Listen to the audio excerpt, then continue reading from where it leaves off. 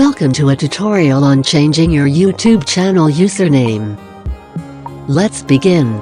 Load YouTube and log into your account if you are not logged in already.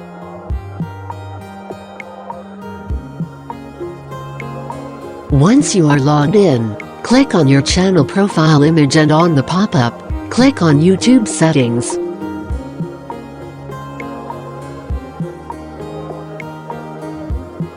On your settings page, beside your channel name, click on Edit in Google. It will now load the Google Plus page for your profile. Editing your Google Plus profile will also change your YouTube channel.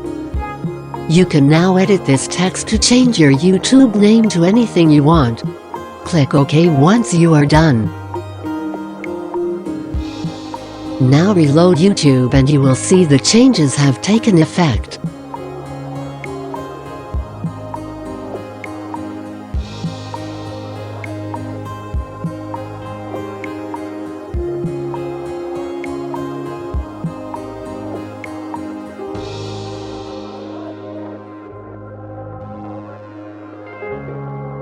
And that draws an end to this short tutorial on changing your YouTube name. Please like the video if it helped you and subscribe for more tutorials.